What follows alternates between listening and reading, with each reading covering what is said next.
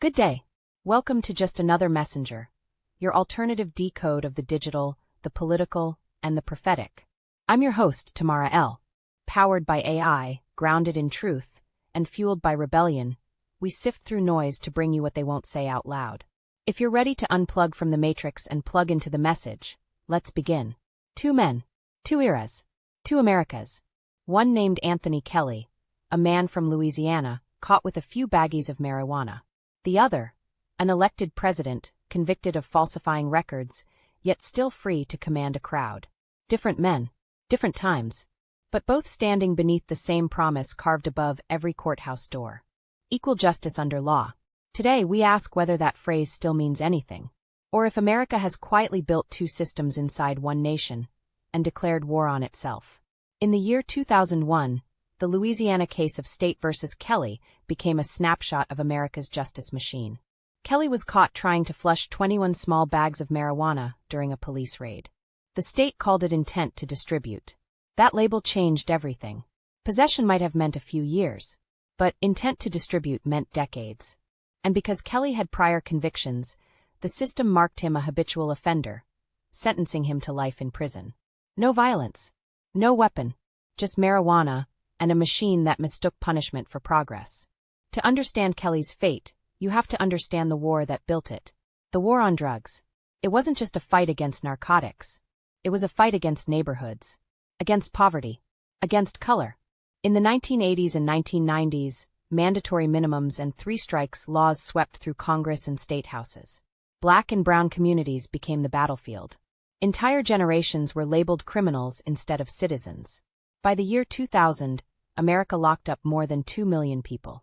The world's highest incarceration rate, born from laws written under the banner of justice. Kelly's story wasn't an exception. It was the blueprint. Now fast forward 20 years. A new type of defendant sat in court. Wealthy, powerful, politically protected. Instead of baggies and rolling papers, it was falsified ledgers, classified documents, and campaign checks. Instead of a public defender, it was a dream team of attorneys, press conferences, and primetime narratives. But the question is the same. What was the intent? And what does the system want the outcome to be? In Kelly's case, prosecutors needed no confession, no eyewitness sale. Just baggies, an expert, and a flushing toilet. That was enough for life. Today, when the elite stand accused, intent becomes a chess match. Deconstructed, debated, delayed. The law is supposed to be blind. But she keeps peeking under the blindfold to see who stands before her. The war on drugs punished the powerless. The so-called war on the deep state protects the powerful. Different slogans. Same strategy. In both wars, truth becomes the casualty, and perception becomes the weapon. Kelly's world said, "You broke the law, and you'll pay forever." Today's world says, "You broke the law, but you are the law." When accountability depends on influence, justice becomes performance art. Justice in America isn't just legal, it's economic. If you're poor, you plea. If you're rich, you postpone. If you're connected, you campaign. Anthony Kelly walked in with a public defender and a record.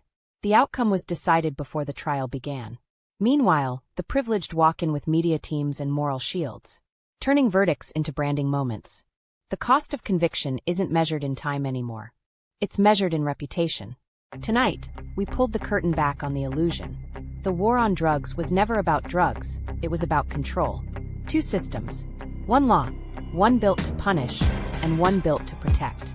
Both judged under one law, a law that should unite, but continues to divide.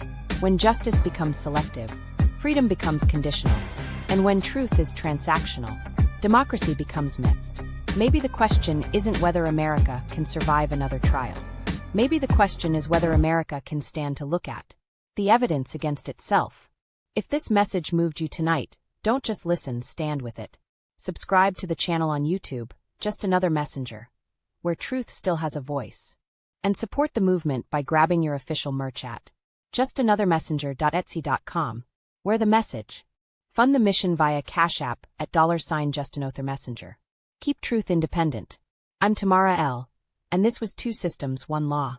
Until next time, remember, justice has no color, but corruption always does.